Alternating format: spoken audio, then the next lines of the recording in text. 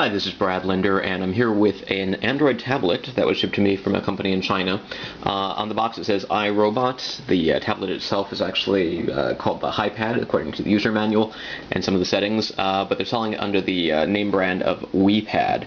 As you can see, it's got a pretty attractive box, and for an Android tablet, it sort of has the home screen, or actually the power button that makes it look a little bit like an iPod or a iPhone, but it's kind of refreshing to see that it actually shows the Android interface on the box instead of pretending that it looks more like an iPhone than it does.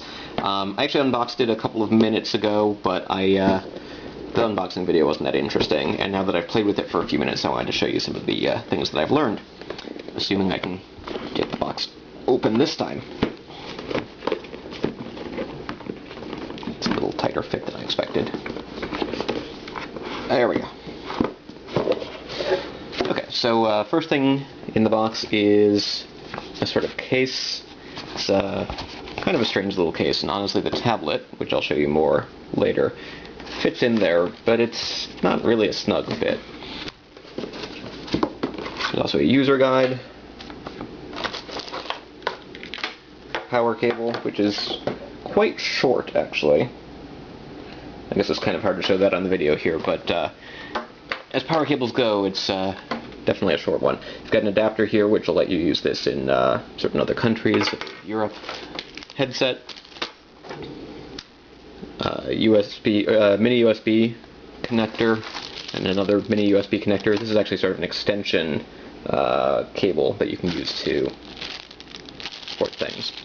And that's about it for what's in the box. So let's take a look at the tablet. I'm going to press and hold the power button. See the splash screen here.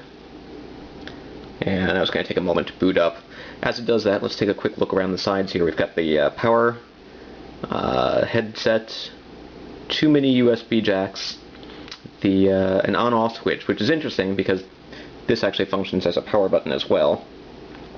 Micro SD card slot, and a microphone.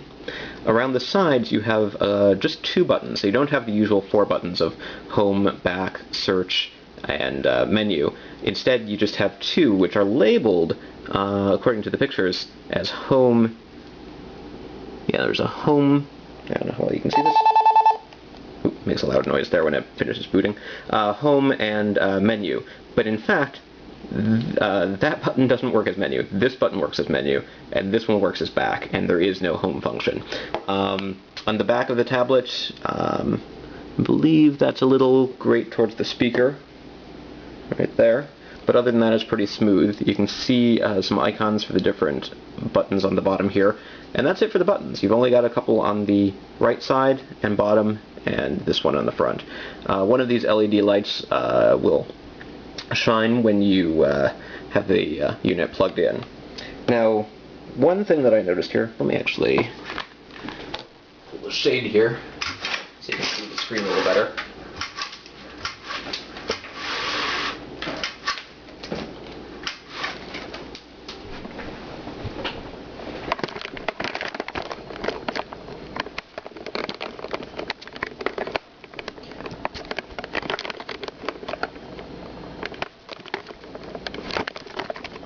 Okay, so we're going to have to hold this up, I guess.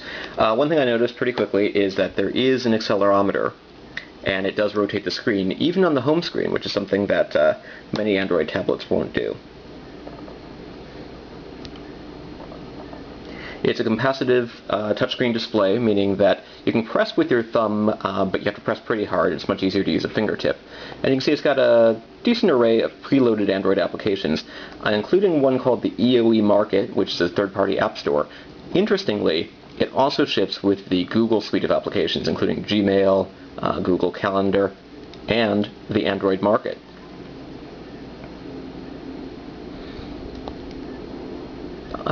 Rarely do you actually find the Android Market come preloaded on devices that don't have the capability of making phone calls, but I went ahead and signed in with a Google account, and it seems to be happy to download applications and install them. So we're just trying the Time mobile application.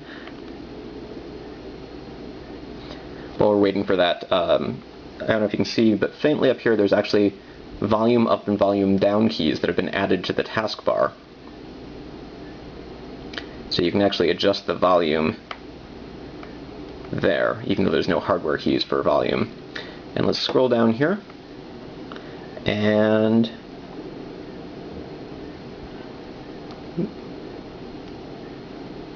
okay, the Time Mobile application seems to want to have an SD card installed. Yeah. Oh, but earlier today I installed the IMDb movie application, Internet Movie Database application, and that actually came out just fine. And you can see that works in landscape or portrait modes.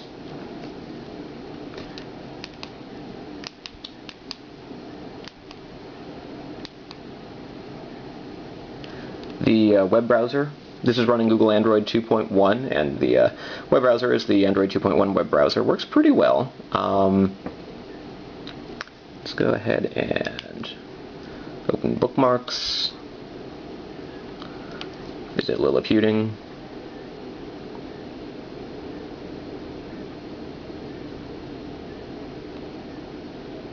And clearly there's no support for Adobe Flash because this is running Android 2.1. It's a little bit jerky when you're scrolling through web pages, but this one hasn't completely loaded yet. There we go. It's, relatively smooth. Double tap to zoom. Change the orientation. So the overall web surfing experience is pretty good. Now just to compare, I'm not going to go into too many details here because the battery in my camera is dying, but this is the Ogden GenTouch 78. You can see that they're about the same size. They both have similar chips, ARM-based chips. They both have similar 7-inch displays, but there's no accelerometer on this one. The Android market doesn't work on this one.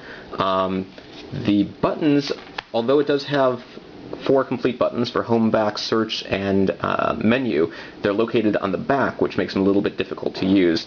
That said, it does come with a stylus, which can make entering certain characters a little bit easier. But overall, I find the touchscreen is a little more responsive on the WiiPad or HiPad or whatever it's called. As long as you can remember where the back button is. Now, the fact that there's no home button means you might have to hit back a whole bunch of times before you get somewhere. So it's not quite a perfect experience, but overall it's pretty good. Take a look at some of the settings here.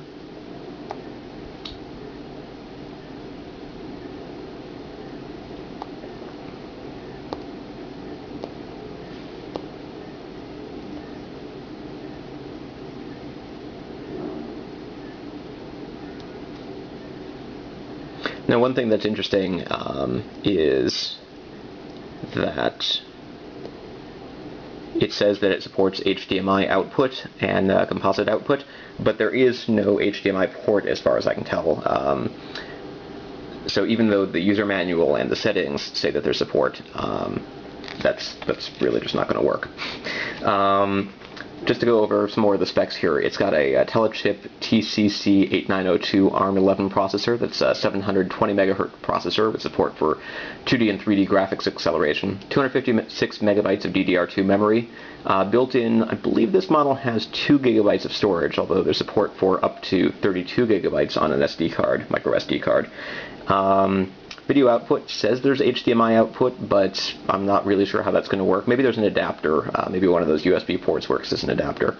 USB 1.1 high-speed interface and USB 2.0 OTG. I'm not quite sure what OTG stands for. 3.5 millimeter headphone jack, it says. Yeah, it seems about 3.5. It's got a built-in speaker, microphone, 7-inch 800 by 480 pixel display, 16 million colors, and a resistive touchscreen. And it's got a 3,000 milliamp hour battery. So there you go. That's the first look at the WiiPad or HiPad. It's an Android tablet. It's available for about $150, although I think you have to pay a fairly hefty shipping charge to get it from China. But it's an interesting little device that I'll be testing some more. You can find out more by staying tuned to Liliputing.com or this YouTube channel. This is Brad Linder with Liliputing.